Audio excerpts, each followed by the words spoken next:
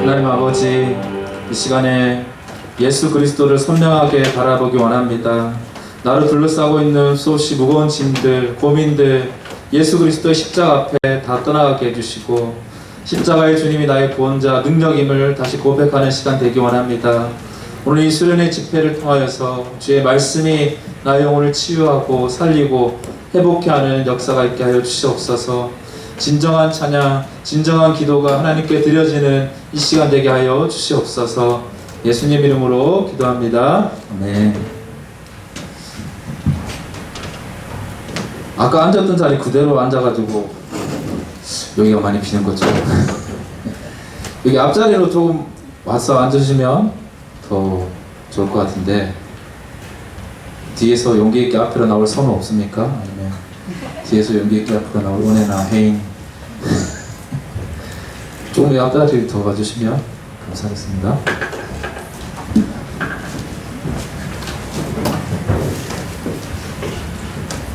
뒤에서도 조금 더 앞자리로 이렇게 조금씩 한 칸씩 더 와주세요.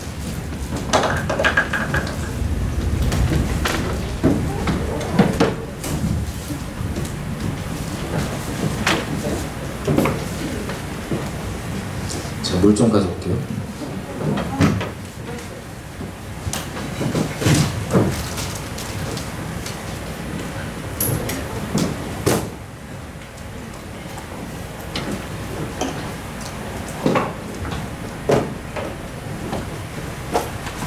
네, 저녁 집회의 말씀은 이사야 6장 1절부터 13절입니다.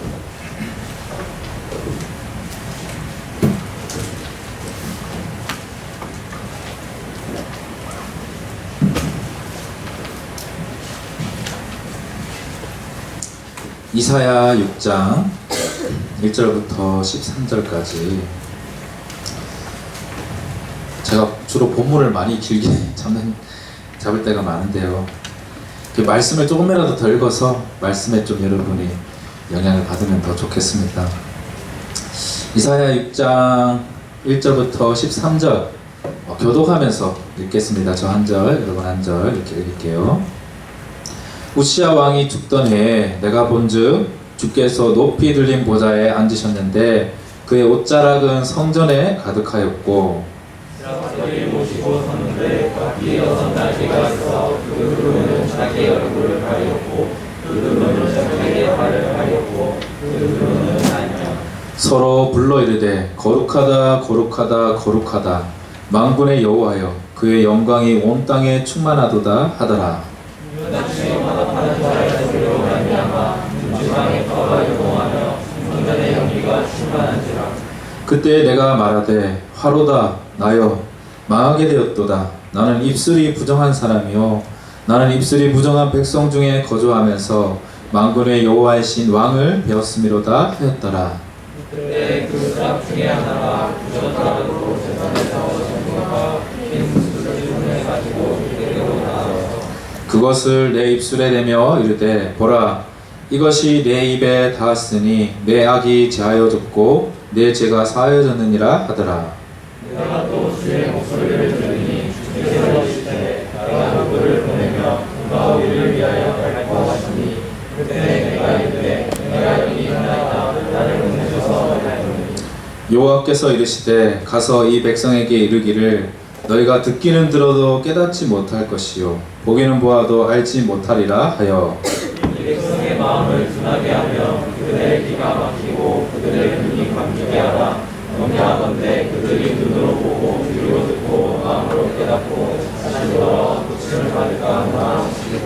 내가 이르되 주여 어느 때까지니까 하였더니 주께서 대답하시되 성읍들은 황폐하여 주민이 없으며 가옥들에는 사람이 없고 이 토지는 황폐하게 되며 여호와께서 사람들을 멀리 옮기셔서 이 땅 가운데 황폐한 곳이 많을 때까지니라. 다같이 그 중에 10분의 1이 아직 남아있을지라도 이것도 황폐하게 될 것이나 밤나무와 상수리나무가 배임을 당하여도 그 그루터기는 남아있는 것 같이 거룩한 씨가 이 땅의 그루터기니라 하시더라. 네. 제가 좀 오래전에 오후 예배 설교할 때 인용한 대중가요 가사가 있습니다. 근데 X세대 노래여서 여러분은 알지 모르겠어요. 아주 오래된 연인들 아시는 분 있습니까 혹시? 간사님 모른 척 하시면 안 됩니다. 알면서 예 옛날에 015B라는 가수가 있었는데 이 오래된 연인들의 상태에 대해서 가사를 한 건데 제가 이 가사를 읽으면은 아주 오래된 신앙들 이게 생각이 하나님과 아주 오래돼서 예전에 설레했던 감정들이 흐릿해진 그런 사람들이 생각이 나요. 가사를 제가 한번 노래를 불러주면 좋겠지만 제가 아재 감성이어가지고 여러분들 은혜가 더 오히려 방해가 될 수도 있어서 가사를 불러주는 거로 대신하겠습니다. 자, 저녁이 되면 의무감으로 전화를 하고 관심도 없는 서로의 일과를 묻곤 하지. 가끔씩은 사랑한다는 말로 서로에게 위로하겠지만 그런 것도 예전에 가졌던 두근거림은 아니야. 처음에 만난 그 느낌, 그 설레임을 찾는다면 우리가 느낀 실증은 이젠 없을 거야. 야이야. 아십니까? 들어보셨습니까? 그 다음에 2절이 주말이 되면 습관적으로 약속을 하고 서로를 위해 봉사한다고 생각을 하지. 가끔씩은 서로의 눈을 피해 다른 사람 만나기도 하고 자연스레 이별할 기회를 찾으려 할 때도 있지. 처음에 만난 그 느낌, 그 설레임을 찾는다면 우리가 느낀 실증은 이제 없을 거야. 야이야. 들어보셨습니까? 예. 진짜 안 들어보셨어요? 야. 예. 아주 오래된 연인들의 이 상황에 대한 건데 좀 우리도 신앙이 그 설레었던 감정들이 흐릿해지면 봉사한다는 마음으로 예배하고 습관적으로 예배를 하게 되고 뭔가 다른 것들을 눈여겨보게 되는 그런 신앙의 상태에 있지도 않을까 생각을 해보게 됩니다. 오늘 우리 예배 리셋이라는 성경 공부를 했는데 저는 주로 3, 4, 5셀이어서 언제 가장 기억에 남는 예배를 하니까 기억하는데 엄청 힘들었어요. 그때가 이러면서 기억을 거슬러하기가 쉽지가 않았습니다. 여러분에게는 예배가 얼마나 소중하십니까? 이 수련회도 참 못할 뻔했는데 참 소중한 예배 수련회죠. 코로나로 인해서 우리가 예배 못 드리다가 오랜만에 예배했을 때 우리 아까 은혜자매가 그 좀 감격이 있었다 그런 이야기도 했어요. 오늘 저는 이 제목을 진짜 예배가 드려질 때라고 제목을 정해봤어요. 이걸 좀 다르게 생각해보면 가짜 예배도 있다는 거죠. 아무리 예배의 자리에 앉아있고 아무리 찬양도 부르고 아무리 설교를 듣고 기도도 하지만 하나님이 받지 않는 예배가 있다는 거예요. 그걸 지난주 우리 목사님께서 설교해 주셨습니다. 예배의 회복이 필요할 때 하고 너희가 마당만 밟을 뿐이나 나한테 보이러 오느냐 그 말씀 하나님 이사야서에서 호통하듯이 역겹다. 너희 예배 냄새가 난다. 차라리 드리지 마라. 사랑 안 하든지 사랑하지도 않으면서 사랑해 이렇게 하는 그게 듣기 싫다는 거예요. 하나님 그런 예배 드리지 마라. 삶이 무너지고 공의가 정의가 무너지고 나를 사랑하는 흔적이 전혀 없으면서 와가지고는 사랑하는 척 뭔가 예배 의식을 하고 기도하고 그것을 내가 기뻐하지 않는다고 말했어요. 우리에게도 심각하게 좀 돌아볼 필요가 있는 것 같아요. 그래도 예배는 드려야지. 그래도 내가 예배에 빠지면 안 되지. 뭔가 예배에 빠지면 하나님 혼내실까봐 뭔가 예배 빠지면 찝찝함이 있으니까 예배 빠지면 목사님이나 목자나 누가 좀 귀찮게 하기도 할까봐 예배 빠지면 부모님이 좀 나를 힘들게 할까봐 드려지는 그 예배 하나님이 제일 싫어하시는 거예요. 아예 예배를 안 드리는 사람은 모르겠는데 그냥 보이러 오는 예배, 형식만 있는 예배 여러분 차라리 남이면 괜찮은데 부부인데 다른 사람 만나고 다니고 그래도 의무감으로 같이 살아가는 그 부부 생활 견딜 수 있겠습니까? 그래서 아예 사랑하든지 헤어지든지 그냥 의무감으로 하면서 나는 사랑하는 사람이 있지만 그래도 가족은 지켜야지 하는 그 부부 생활 하나님 너무나 싫어하시는 거예요. 수도 없이 하나님은 질투하는 하나님이라고 말하고 이렇게 하나님 말고 다른 걸 좋아하는 거를 보고 하나님 뭐라 하냐면 간음했다고 말해요. 간음했다고. 그만큼 하나님에게는 싫고 충격적이고 제일 어찌 보면 싫은 게 의무감으로 드리는 예배, 억지로 드리는 그 예배입니다. 제가 아까도 우리 3, 4, 5세대에서 나왔지만 저희 목회자도 그런데 지금 어찌 보면 우리 수련회에 남아있는 사람은 하나둘씩 봉사하는 사람이 참 많잖아요. 예배보다 봉사를 더 우선시할 때가 있어요. 그러니까 예배 늦게 왔어. 11시 예배 드려야 되는데 하사비 봉사도 해야 돼. 그러면은 예배 안 참석하고 하사비 교사 가는 거예요. 봉사가 더 우선이니까. 왜 그럴까 생각해 보면은 하나님께 예배 드리는 건 하나님과 나와의 관계의 문제이기 때문에 아무도 표가 안 나요. 근데 하사비 교사는 맡은 반이 있고 선생님이 있고 내 역할이 있으니까 표가 딱 나잖아요. 죄송합니다. 하사비에라에서 주일학교일 수도 있습니다. 청년일 수도 있어요. 저 목회자인 저도 그랬어요. 저도 어느 순간에 여기서 말고 인천에서 인천에서 사회가 하는데 너무 사역이 많았어요.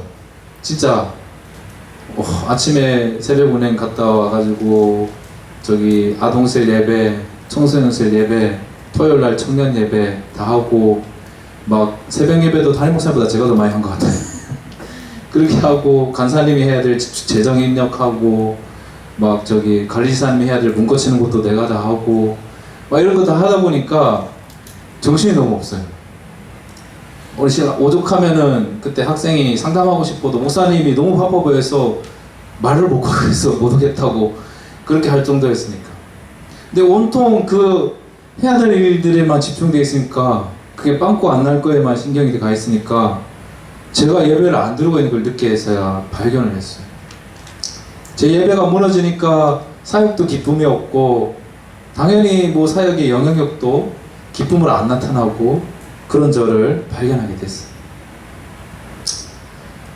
여기 와서도 그렇게 기도한 적이 있어요. 하나님 어떻게 해야 될까 이렇게 하는데 갑자기 하나님이 너 나랑 친하냐 이렇게 물어본 적이 있어요.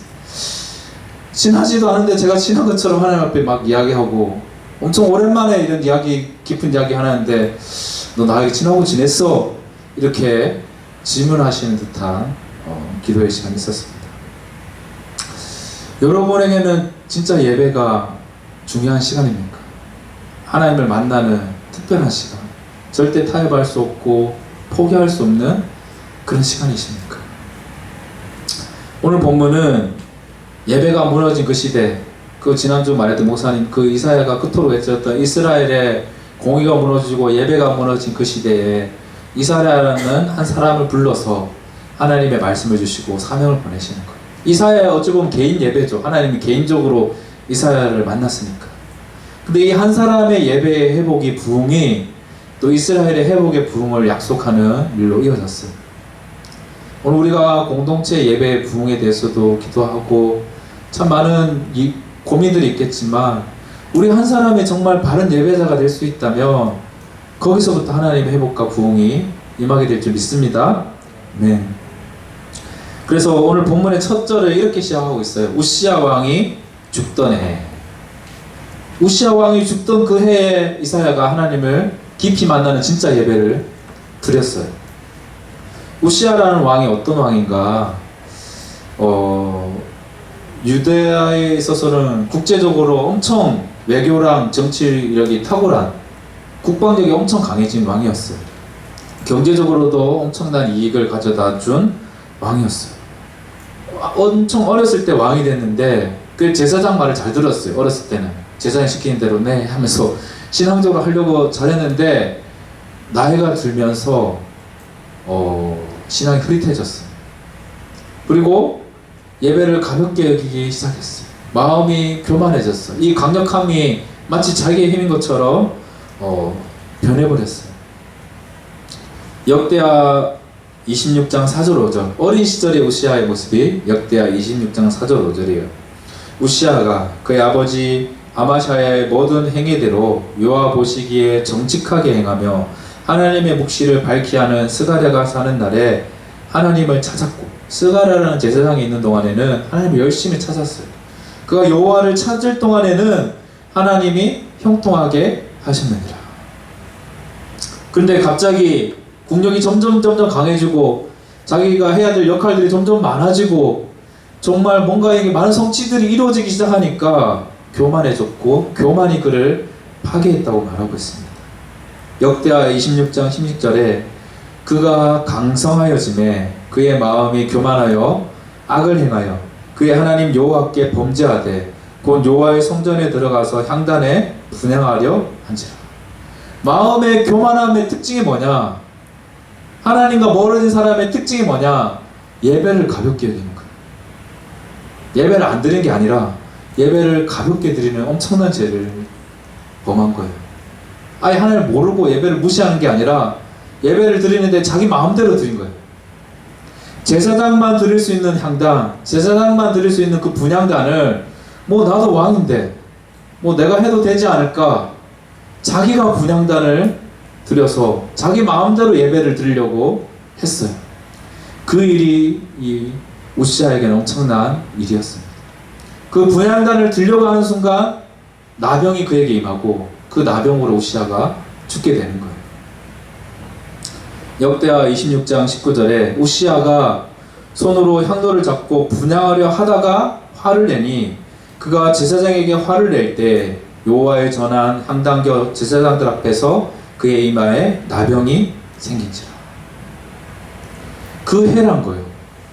이 우시아라는 왕이 강력한, 정말 절대 망하지 않을 것 같은 강성해진 그 시대에 예배를 가볍게 여겨서 마음대로 분향하고 제사장에게 막 화내다가 나병이 걸려서 죽었던 그 해에 이 이사야가 하나님을 만나게 된 것입니다. 예배가 무너진 그 시대, 예배가 가볍게 무너지고 겉으로는 잘 살기 위해서 몸부림치고 있지만 예배가 무너진 그 시대에 하나님이 이사야를 만나주셔서 진짜 예배가 무엇인지를 경험시켜줍니다. 이사야는 이 예배가 인생의 전환점이 됐어요. 인생을 변화시키는 예배가 됐어요. 아까 가장 기억에 남는 예배가 있습니까? 많은 사람도 있고 또 기억이 안 나는 사람도 있는데 저는 여러분의 인생을 변화시키는 그런 예배가 있으면 좋겠어요. 저도 제 인생을 변화시킨 몇몇 그런 예배가 있었습니다. 이사야에게는 이 예배가 그 인생을 변화시킨 예배였어요. 물론 한 번의 예배가 송두리째 인생을 바꾸진 않아요. 근데 그 인생을 바꾸는 계기, 출발점, 방향성이 생기는 그 예배가 있었다는 거예요. 지금 이사야가 이 예배를 드릴 상황에는 절망적인 상황이었어요. 지난주 말한 이사야 5장이 지난주 설계, 이 나라가 막 하늘 분노하고 화나고 그래서 아수르에게 이제 침략당할 위기가 닥친, 아수르에 이제 곧 침략해오기 직전, 이제 나라가 무너질 것 같은 절대 절망의 시간. 근데 왕은 죽었어. 새로운 리더십이 누가 될지 자신감도 없고 이 시대에 어떻게 해야 될까 소망이 전혀 안 보이는 그 시대에, 근데 그 문제를 가지고 고민하고 있었던 이사야에게 하나님이 만나주신 거예요. 오늘 우리 앞에도 어찌 보면 눈앞에 찾아오는 이 위기가 하나님 오히려 더 깊이 만나는 계기가 될 수 있어요. 왜냐하면 우시아라는 왕이 너무 강했으면 그 강한 왕만 의지하기가 참 쉽고 그래도 뭐 안정감 있게 갈 수 있을 것 같으니까. 근데 그런 것들이 허물어지고 나서야 비로소 이거 내 힘으로 할 수 없구나 비로소 깨닫게 되는 거예요. 그때 비로소 난 하나님을 찾아야 되는 존재라는구나, 그걸 인식하게 되는 겁니다. 여러분, 코로나라는 이 심각한 사태가 저는 한편으로는 참 감사해요. 우리가 예배를 다시 생각해 볼 수 있으니까, 셀 모임을 다시 생각해 볼 수 있고, 저도 이 코로나가 안 왔으면 그냥 했던 그대로 사역했을 것 같아요. 익숙했던 대로 설교하고 익숙했던 방식으로 해왔던 방식으로 제자 훈련하고. 근데 세대가 지금 바뀌고 지금 청년들은 바뀌어가는데 바꾸고 싶을 엄두를 못 내요. 이때까지 했던 걸 허물기가, 용기를 내기가 쉽지 않았어요. 토요일 예배도 엄청난 고민 계속 해마다 리더들하고 이야기해봤던 것 같은데 시도조차 못했는데 코로나가 기회를 주셨습니다. 코로나가 우리의 예배를 바꿀 기회를 주셨어요. 코로나가 아니고 코로나로 인해서 하나님이 우리에게 기회를 주셨습니다. 양육도 청년 양육회도 왜 이렇게 안 바뀔까 고민이 계속됐는데, 왜 이렇게 모이라 하면도 모이기가 쉽지 않고 어려울까? 코로나가 모이지 말게, 이제는 모이지 말고 할 수 있는 방법을 찾아야 되겠다라는 것을 깨닫게 해줬어요. 안 모이고도 제자 훈련하는 걸 어떻게 할까? 안 모이고도 청년들을 어떻게 내가 관심을 가질까 고민할 수 있도록, 안 그러면 이제 사역이 안 되도록 저를 도와주고 있어요.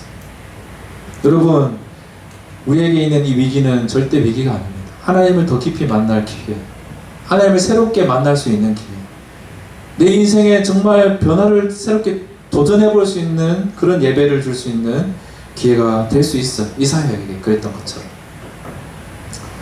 진짜 예배라는 것은 아까 우리 수동적으로 있는 예배가 아니라 적극적으로 우리가 예배에 참여하자고 했잖아요. 오늘 좀 해보셨습니까? 진호 형제 오늘 부복했나? 진호 형제 어디 갔어요? 부복하기 싫어서 간가요? 오늘 한번 자발적으로 이렇게 손을 들어보고, 자발적으로 박수치고, 자발적으로 무릎도 꿇어보고 해보셨나요? 안 해보셨으면 아직 기회가 있습니다. 기도할 때 여러분에게 기회를 줄게요. 여러분이 가장 원하는 자세로 기도할 수 있도록 부복하셔도 됩니다. 여기서 손을 들고 기도하셔도 되고, 무릎 꿇고 기도하셔도 되고, 뭐 여러분이 원하는, 내가 하나님을 최고로 경배하고 싶은 그 자세로 한번 기도해 보세요. 왜냐하면 진짜 예배는 경험하는 예배예요. 방관하는 예배가 아니라, 오늘 이사야는 눈으로 보고 막 구름이 가득 찬 걸 보고 하나님의 음성을 듣고 막 입이 이렇게 정결하게 되는 거를 경험했어요.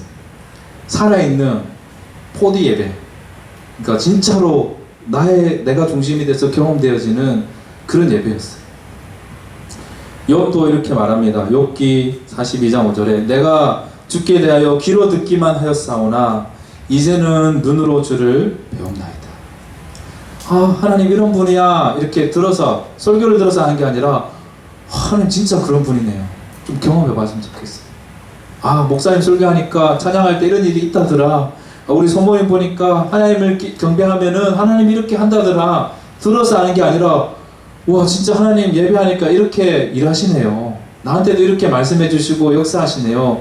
경험되는 예배가 되면 좋겠어요. 요한일서의 요한 사도도 이렇게 말합니다. 1장 1절에 태초부터 있는 생명의 말씀에 관하여는 우리가 들은 바요, 눈으로 본 바요, 자세히 보고 우리 손으로 만진 바라.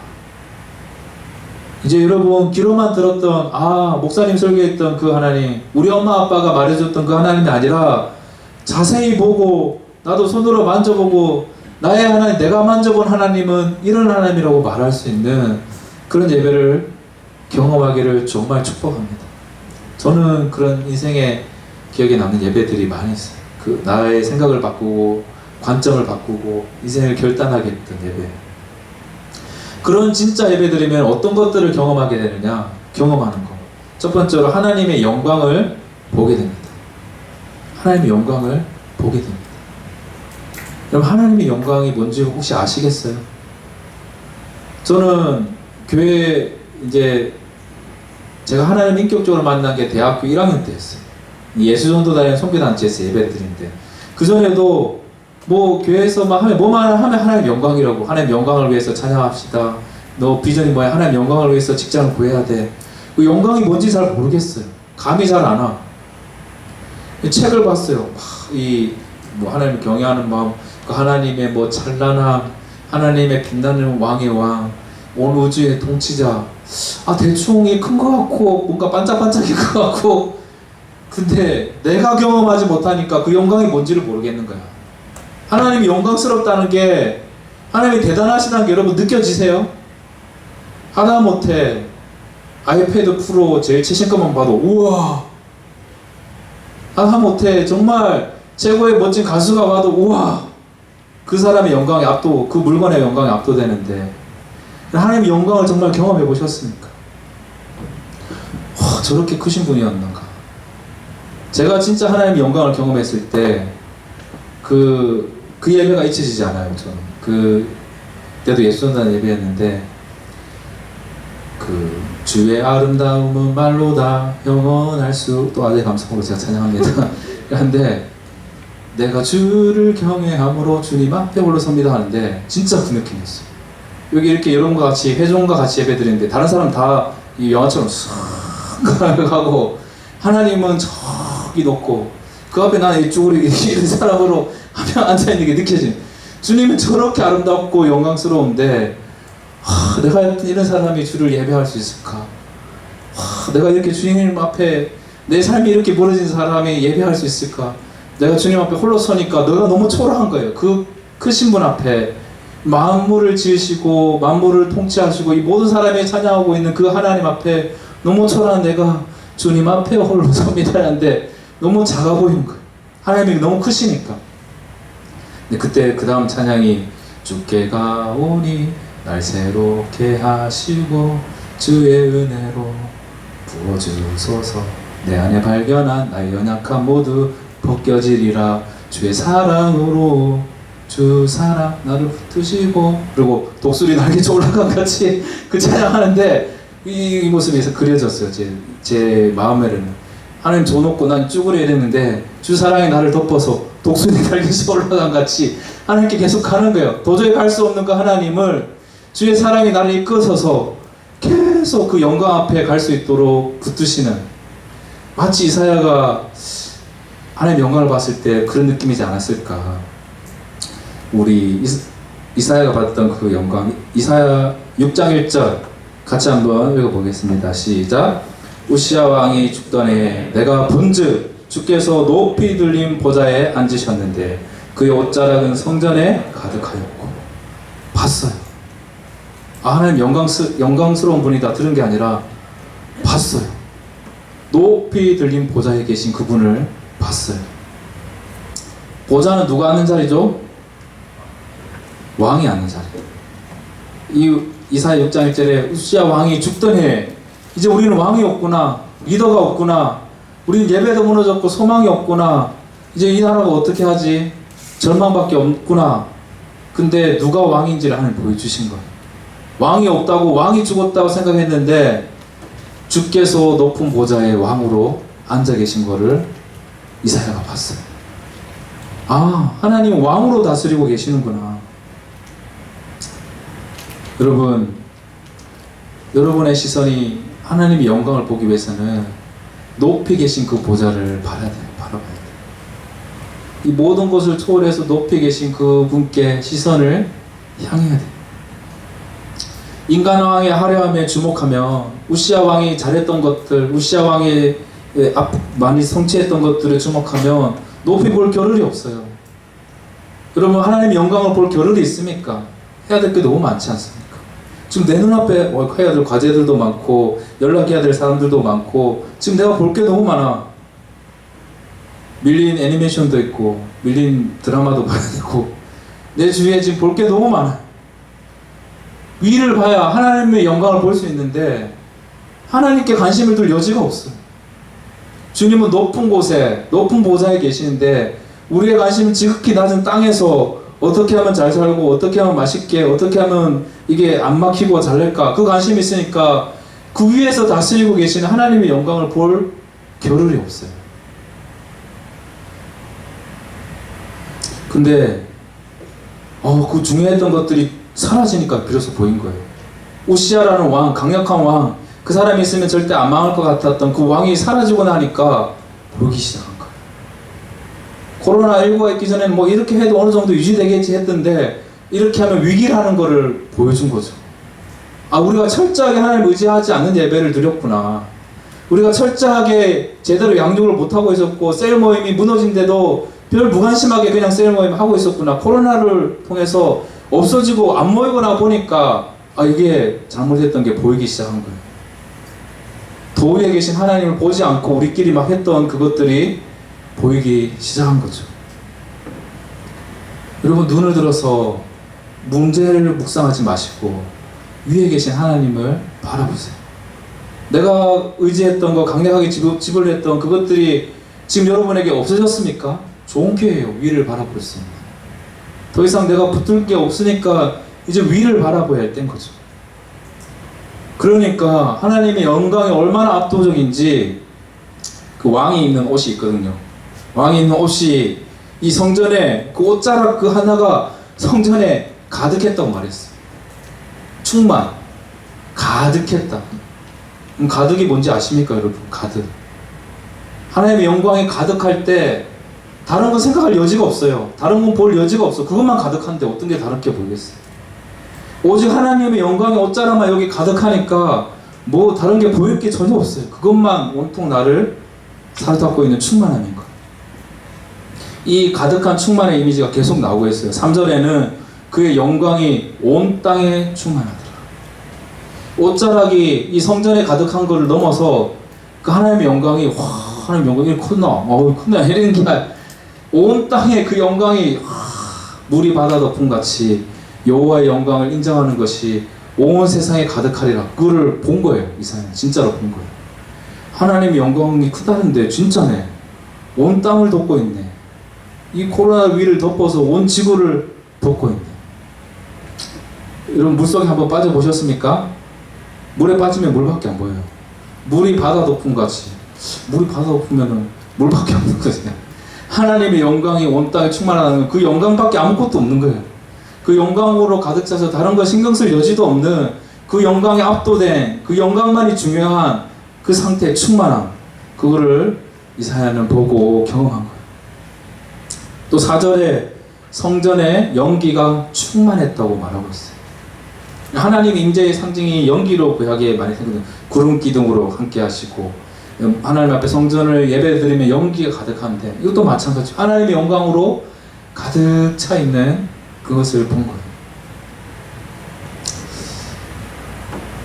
저도 우리 청년들이 하나님의 영광에 압도돼서 그것밖에 안 보일 만큼 그 크신 영광을 한번 볼 수 있기를 축복합니다. 나에게도 그런 영적인 눈이 뜨이도록 기대하기를 소망합니다. 눈앞에 현실이 자꾸 크게 보이는 그 사람 앞에 하나님 믿음의 눈을 탁 떼어주시면 그거보다 더 큰 하나님의 영광을 분명히 보여주세요. 그걸 경험한 사람이 있습니다. 열왕기하 6장 15절에서 17절에 보면 엘리사와 그 사환이 있었는데, 엘리사는 지금 적들이 아람 군대가 쳐들어왔는데 가만히 태연하게 있어요. 근데 사환은 무서워가지고 어떻게 됩니까? 큰일 조건이라니까 엘리사가 그 사환의 눈을 탁 뜨게 하니까 그 조건보다 더 크신 하나님의 군대를 볼 수 있었다고 말하고 있어요. 열왕기하 6장 15절부터 17절 같이 한번 읽어보겠습니다. 열왕기하 6장 15절에서 17절 시작. 하나님의 사람의 사안이 일찍 일어나서 나가보니 군사와 말과 병거가 성읍을 에워쌌는지라. 그의 사안이 엘리사에게 말하되 내 주여 우리가 어찌하리이까 하니 대답하되 두려워하지 말라. 우리와 함께한 자가 그들과 함께한 자보다 많으니라 하고 기도하여 이르되 여호와여 원하건대 그의 눈을 열어서 보게 하옵소서 하니 여호와께서 그 청년의 눈을 여시매 그가 보니 불말과 불병거가 산에 가득하여 엘리사를 둘렀더라. 저는 오늘 여러분을 위해서 기도하겠습니다. 하나님이 여러분의 눈을 열어서 하나님의 군사와 코로나보다 더 큰 하나님의 영광, 여러분의 취업 고민보다 더 큰 믿음의 그 군사들을 볼 수 있게 되기를 기도합니다. 나의 눈 열어 주 보게 하소서. 여러분의 기도 제목이 되시기 바랍니다. 그리고 그 하나님의 영광이 가득한 걸 보고 나서 하나님이 얼마나 거룩하신 분인지를 또 보게 됐어요. 그래서 우리 지상의 존재보다 더 거룩한 존재인 천사들, 그 천사들조차도 하나님의 거룩함에 압도돼가지고 거룩하다 이 장면을 보게 됩니다. 이사야 6장 2절 3절 우리 같이 읽어보겠습니다. 이사야 6장 2절 3절 시작. 스랍들이 모시고 섰는데 각기 6날개가 있어 그 둘로는 자기 얼굴을 가리었고 그 둘로는 자기의 발을 가리었고 그 둘로는 날며 서로 불러 이르되 거룩하다 거룩하다 거룩하다 만군의 여호와여 그의 영광이 온 땅에 충만하도다 하더라. 이 스랍 천사가 6날개가 있었어요. 6날개가 있는데 2날개로만 날고 있고 2날개로는 얼굴을 가리고 2날개로는 발을 가렸는데 이게 상징적인 표현이 부끄러움 치부를 가렸다는 거예요. 부끄러운 치부를 가리고 하나님 영광 보기에 자기가 너무 부끄러운 존재니까 얼굴도 가리고 사역하고 있는 거는 2날개만 사역하고 있어요.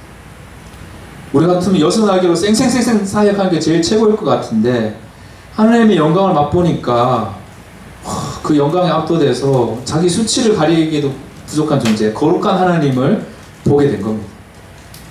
하나님 가장 가까이 있는 거룩한 존재 스랍들조차도 하나님의 거룩함을 보니까 이렇게 반응하게 되는 거예요. 지금 우리의 관심도 찬양팀도 얼마나 분주했어요. 막 이게 갑자기 악기가 안 되니까 막 이렇게 되고 이런 거 하다 보면은 자기도 모르게 그런데 마음이 빼앗길 수도 있어요. 저도 그럴 때도 있거든요. 막 이게 뭔가 준비가 안 되고 마이크가 안 되면 그 사역이 잘 되는 거에 신경 쓰는데 사역은 두 날개만 있어도 돼요. 나머지 이 네 날개는 하나님의 거룩하심에 주목을 해야 됩니다. 이 하나님의 거룩하심이 일하시기 시작하면 끝이기 때문에, 그래서 그 하나님의 영광, 하나님의 거룩함, 그것을 이사야는 봤다는 것입니다.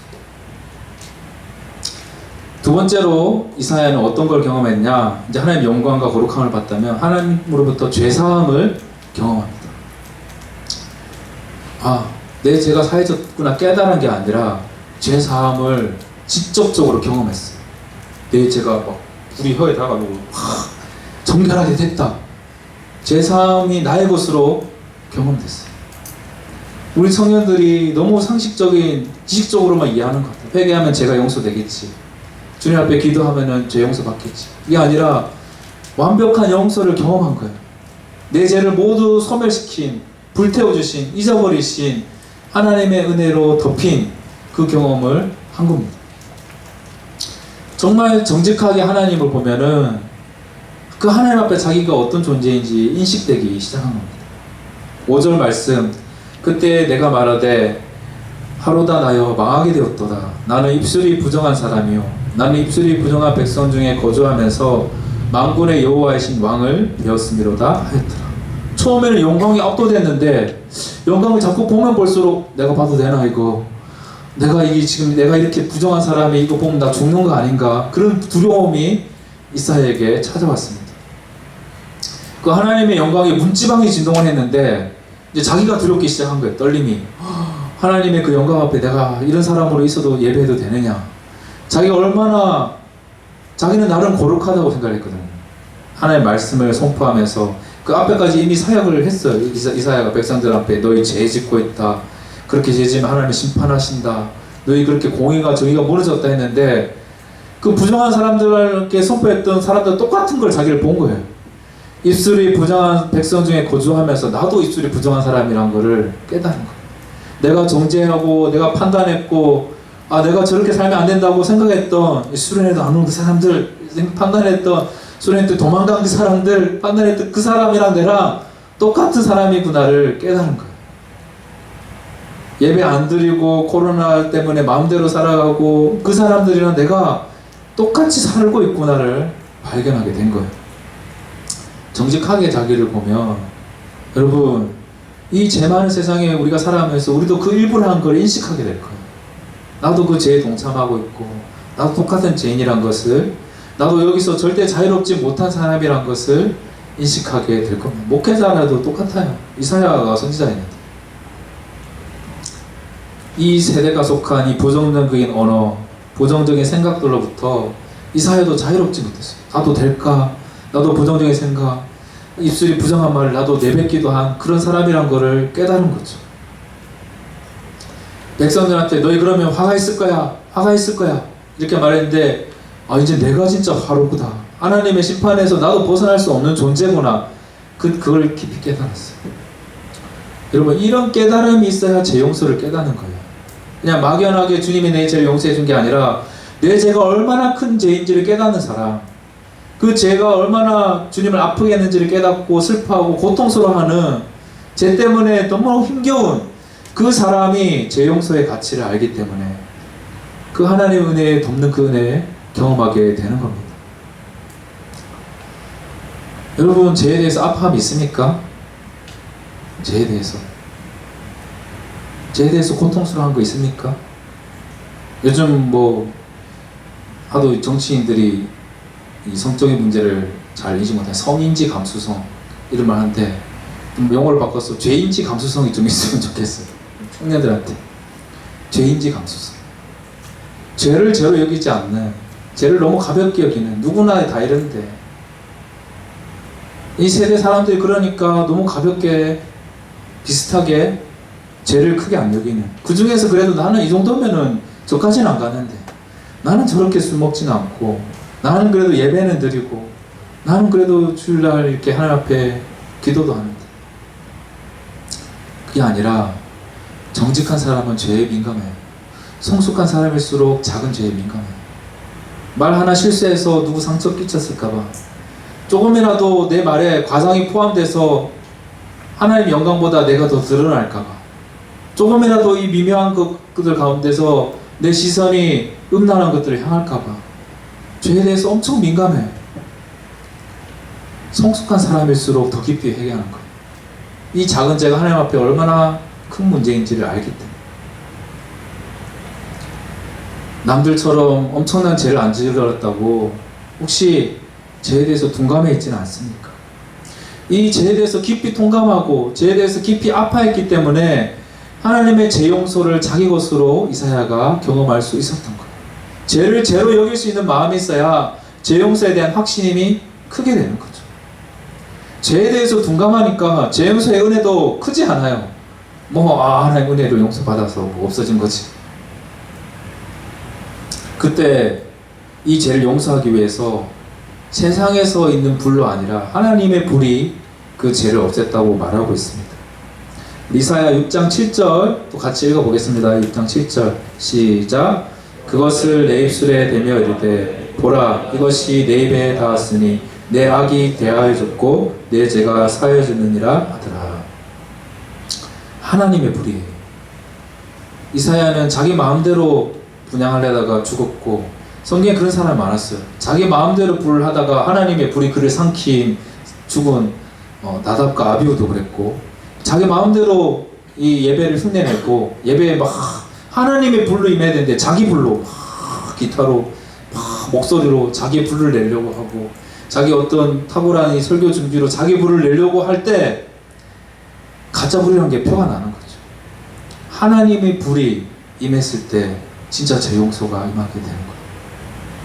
하나님은 소멸하는 불, 성령의 불, 우리의 모든 죄를 불순물들을 다 제거할 수 있는 하나님의 불을 지금 기도할 수 있으면 좋겠어요.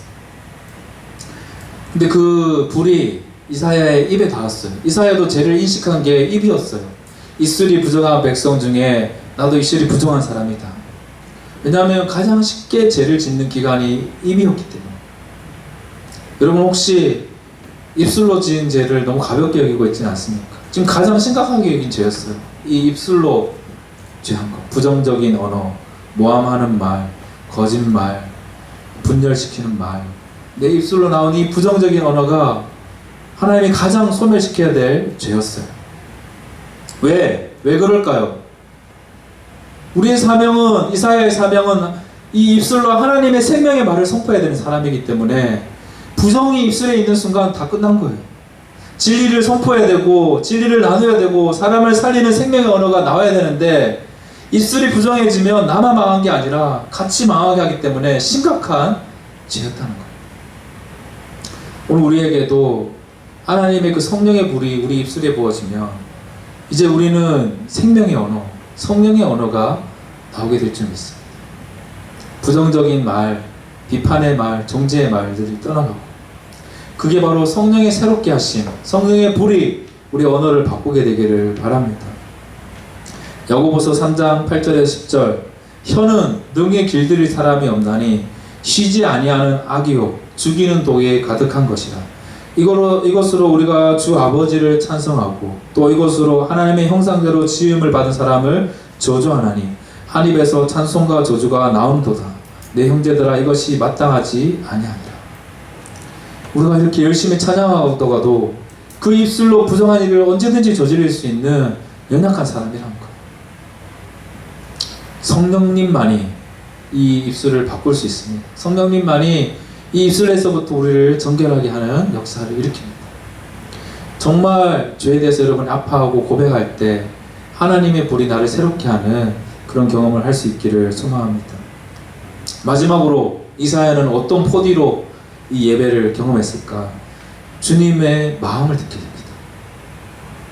그냥 주님의 목소리가 아니라 그 말을 말한 주님의 마음을 이해하는 것. 저는 우리 청년들이 좀 주님의 마음을 아는 자리까지 나가면 좋겠어요.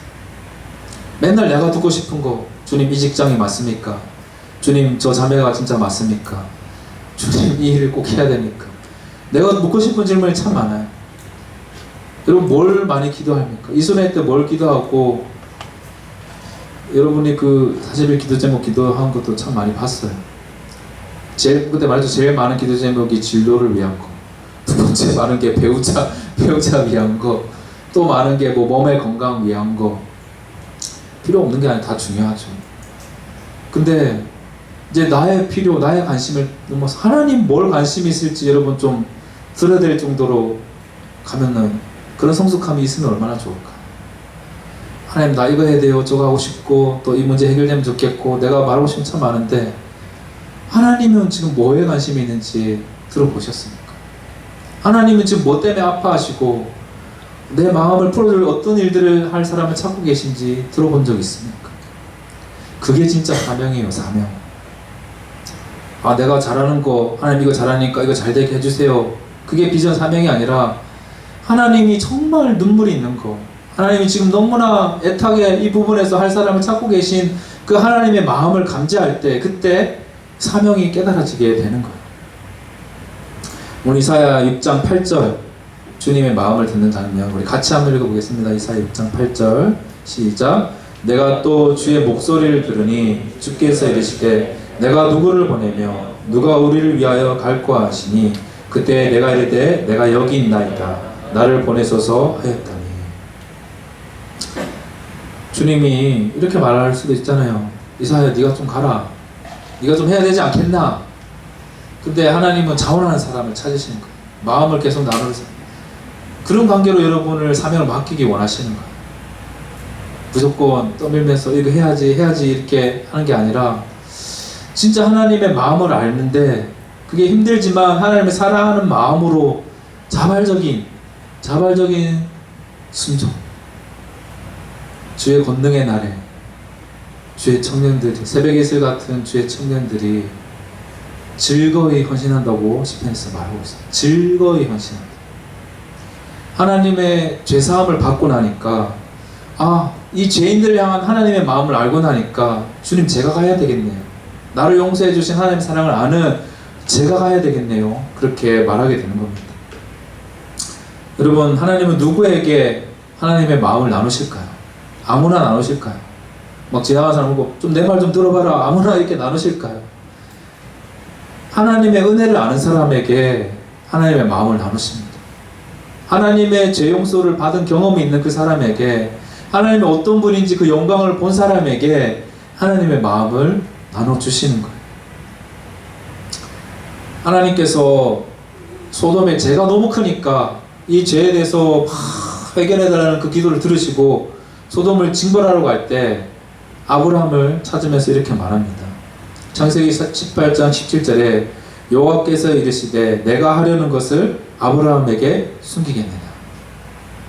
아브라함과 하나님 이 정도 사이입니다. 내가 하려는 거 광야한테는 안 숨겨야지, 광야 이렇게 말하는 사이. 내가 하려는 거 혜인아 너는 좀 들어야지, 이 정도 사이였어요. 왜 이랬을까? 소돔 심판하러 가는데 그냥 심판하면 되지 왜 아브라함한테 말했을까요? 아브라함이 소돔 심판한다는 말을 듣고 어떻게 하죠? 기억이 안 나나요? 하나님 죄를 심판한 거 맞는데 의인도 심판하면 안 되지 않습니까? 그 중에 의인 10명 있으면 하나님 어떻게 할 겁니까? 의인 10명은 내가 놔두고 심판할게. 하나님 의인 5명 있으면 어떻게 할 겁니까? 5명 놔두고 심판할게. 하나님이 이렇게 밀당하는 게 아니라 그 말을 하나님은 아브라함을 할 걸 알고 아브라함에게 말한 거죠. 살려달라고 말할 사람을 찾는 거예요. 하나님도 심판하고 싶지 않은 거예요. 죄가 가득한 이 도시를 심판하기보다 살릴 수 있는 방법을 찾고 있는 그 사람을 찾으시는 거예요. 중보하고 하나님 어떻게든 살 방법이 있지 않습니까? 이렇게 하면 살릴 수 있지 않습니까?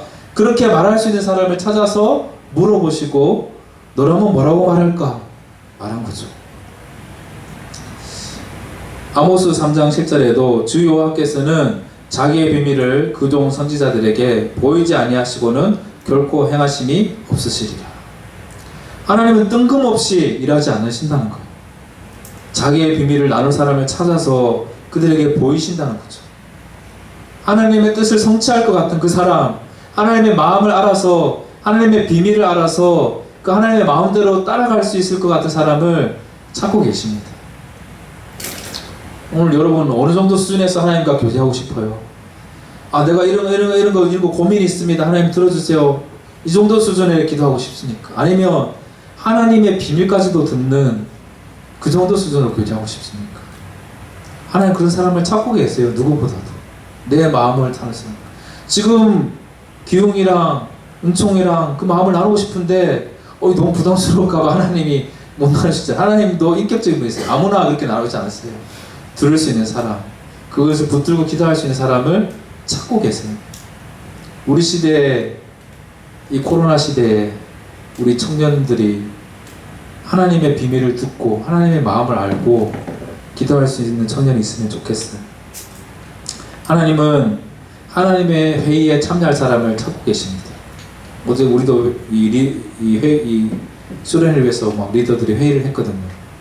어떻게 준비하고 뭐가 빵꾸나고 뭐가 하면 안 되고 뭐를 준비하고 그렇게 해도 놓친 게 있어서 그래도 하나님의 수습을 잘 되게 했는데 하나님도 하나님이 하실 일들을 회의하시고 찾고 계신다는 거예요. 예레미야 23장 18절에 누가 여호와의 회의에 참여하여 그 말을 알아들었으며 누가 귀를 기울여 그 말을 들었느냐. 여러분 관심 있는 사람, 생명을 위하는 사람, 하나님의 뜻이 성취되는데 관심 있는 그 사람은 하나님의 비밀에 참여하게 될 거예요. 하나님의 회의의 자리에 같이 가게 될 거예요. 진짜 예배가 드려지면 내 문제에만 집중된 거에서 하나님이 뭘 하실지에 대한 관심으로 내 관심이 바뀌어진다니까요. 내가 그 일을 위해 내가 준비되게 해주십시오. 내가 그 일을 위해 내가 가겠으니까 하나님 할 수 있도록 준비시켜 주십시오. 하나님의 일, 그 하나님의 비전이 그때 드러나게 되는 거예요. 열왕기상 22장 20절 22절에 거짓 선지자들이 막 있을 때 하나님의 음성을 들은 사람은 따로 있었어요. 여호와께서 말씀하시기를 누가 아합을 깨어 그를 길랄 나물에 올라가서 죽게 할꼬 하시니 하나는 이렇게 하겠다고 또 하나는 저렇게 하겠다 했는데 한 영이 나와 여호와 앞에 서서 말하되 내가 그를 깨겠나이다. 여호와께서 그에게 이르시되 어떻게 하겠느냐. 이제 내가 나가서 거짓말하는 영이 되어 그의 모든 선지자들의 입에 있겠나이다. 여호와께서 이르시되 너는 깨겠고 또 이르리라. 나가서 그리하라 하셨은지. 이미 하나님 나라 회의에서는 다 일어나고 있는데 모르는 사람만 거짓 선지자의 말, 거짓 메시지의 말에 속아서 그렇게 살아가는 거예요. 근데 그거를 볼 수 있는 사람이 있었어요. 진짜 하나님의 메시지, 진짜 하나님이 하고 계신 일들을 볼 수 있는 사람. 여러분이 눈을 열어서 하나님의 보좌를 보기 시작할 때, 하나님의 불이 나에게 임하는 걸 경험하기 시작할 때, 이 코로나나 우리 현실이 뛰어넘는 하나님이 뭘 하고 계시는지를 볼 수 있게 되고, 나도 그 일에 동참하겠다는 그런 기도가 나오게 될 줄을 믿습니다. 하나님은 지금도 하나님의 마음을 나눌 자를 찾고 계십니다. 영혼을 살리고 영혼을 양육하기 위해서는 그 하나님의 사랑을 진짜 경험하고 아는 사람에게 나눠주시는 거예요. 베드로가 예수님을 3번 부인했죠. 그 베드로에게 사명을 맡길 때 주님은 다시 그의 사랑을 확인하면서 네가 나를 사랑하느냐 3번 물어보고 나서 내 양을 먹여라, 내 양을 찾았어요. 여러분 사명은 그 다음이에요. 하나님의 사랑을 알고 하나님 어떤 분인지를 알고 충분히 경험한 그 사람에게 그때 하나님이 맡겨야 될 양들을 보여주시고 해야 될 말들을 보여주시는 거예요. 순서가 거꾸로 된 사람들이 참 많아요. 하나님 사랑도 모르겠고 하나님 어떤 길인지도 모르겠는데 비전을 주시옵소서, 내가 어떤 일을 해야 되는지 알려주시옵소서. 하나님은 하나님의 일을, 하나님의 마음을 나눌 자에게 맡기시는 거예요. 하나님의 사랑을 아는 사람에게 맡기시는 겁니다. 요한복음 21장 17절 베드로한테 3번째 이르시되 요한의 아들 시몬아 네가 나를 사랑하느냐 하시니 주께서 3번째 네가 나를 사랑하느냐 하심으로 베드로가 근심하여 이르되 주님 모든 것을 아시오매 내가 주님을 사랑하는 줄을 주님께서 아시나이다. 예수께서 이르시되 내 양을 먹이라. 오늘 하나님의 사랑이 우리에게 깨달아지고 경험될 때 우리에게 진짜 비전, 하나님 우리에게 맡긴 그 사명이 보이게 될 줄 믿습니다. 그럴 때 이사야처럼 우리가 반응하면 좋겠어요. 주님, 제가 여기 있사오니 나를 보내소서. 근데 그 이사야에게 주신 하나님의 사명은 사람들이 싫어하는 심판의 메시지를 전하는 것이었어요. 9절에 보니까 이 백성에게 이르기를 너희가 듣기는 들어도 깨닫지 못할 것이요 보기는 보아도 알지 못하리라.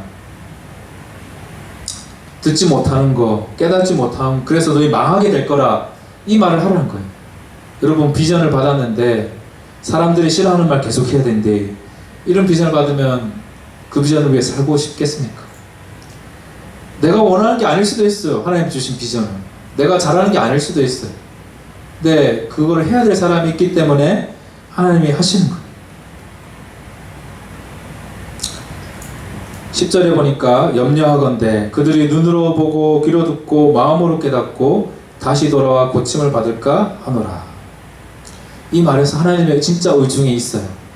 듣지 못하고 깨닫지 못해야 되는데, 근데 그 말을 말하면은 좀 듣고 깨닫게 하라는 하나님의 마음을 이사야가 듣게 하고 싶은 거죠. 이 말은 10절은 다른 말로 하면은 귀로 듣고 마음으로 깨닫고 돌아오면 고쳐진다는 거죠. 회개하면 이런 가능성이 있다는 거예요. 그거를 이사야는 알아듣기를 원한 거예요. 회개하기만 하면 하나님의 심판이 바뀌어질 수 있다는 것을 알기 원하는 거예요. 그리고 또 다른 한편으로는 그 회개조차 하지 않을 때 얼마나 죄가 심각한 상태인지를 알려주는 것이기도 합니다. 여러분, 하나님과의 관계가 멀어진 사람, 하나님의 사랑이 없는 사람은 이 모든 이 하나님의 감춰진 마음을 잊지 못하니까 다 외계어로 들려요. 외계어. 가끔은 저도 이제 인터넷이나 TV로 보면 이게 무슨 말인가 외계어 같이 들릴 때가 있어요. 하나님과 소통이 잘 되고 계십니까? 하나님이 이렇게 해야 되는데 말하는데 진짜 우중에는 어떤 마음을 염두에 두고 있는지 하나님의 마음을 알고 계세요. 하나님의 사랑을 경험한 사람은 하나님의 마음을 알게 됩니다. 이사야도 힘들었어요. 11절에 보니까 내가 이르되 주여 어느 때까지니까 하였더니, 그러니까 이사야도 하고 싶지 않은 거 좀 어려운 거였지만 그래도 이사야는 순종의 마음을 처리하진 않았어요. 안 하겠습니다 아니라 언제까지 해야 됩니까? 순종의 사람 이사야였습니다. 그리고 하나님은 여기가 끝이 아니라는 걸 이사야는 알았기 때문에 하나님 그럼 끝이 있을 건데 언제까지입니까? 그럼 회개하면 돌이키게 할 때가 언제입니까? 그 질문을 하면서 깊은 대화로 나갑니다. 이런 기도를 우리 성령들 할 수 있다면 하나님의 마음을 알고 그럼 내가 언제까지 일을 하면 하나님 어떻게 또 하실 건데요? 여기까지 나가는. 결론적으로 그런 이사야의 질문 앞에 하나님은 다 타서 없어질 때까지 다 했는데 남은 자가 있을 거라는 말로 말씀을 맺습니다. 하나님의 심판을 다 타서 없애는 게 아니라 이 남은 자를 위한 것이었다는 것을 결국 말하고 싶은 거겠죠. 그 말씀이 작년 우리 청년셀 비전의 말씀이었는데 기억을 하실런가 모르겠습니다. 작년 말씀 우리 이사야 6장 13절 또 같이 읽어보겠습니다. 이사야 6장 13절 시작. 그 중에 10분의 1이 아직 남아있을지라도 이것도 황폐하게 될 것이나 밤나무와 상수리나무가 배임을 당하여도 그 구루터기는 남아있는 것 같이 거룩한 씨가 이 땅에 구루터기니라 하시더라. 이게 하나님의 궁극적인 계획이었어요. 다 타서 없어진 게 아니라 남아있는 거룩한 무리를 남겨두셔서 여기서부터 소망의 씨앗을 새로운 일들을 하기 원하시는 게 하나님의 계획이었어요. 작년에 이 말씀대로 참 힘겨운 시간이었어요. 힘겨운 시간이었는데 그 중에 남아있는 사람을 통해 하나님이 새 일을 할 거라는 기대를 가지고 어찌 보면 버텨낸 듯이 살겠던 것 같아요. 그런데 그 소망이 코로나일 줄이야. 몰랐어요. 올해는 자라고 열매 맺는 각 마디가 영양분을 공급받아서 자라는 그 비전의 말씀이어서 이번에 뭔가 잘 될까?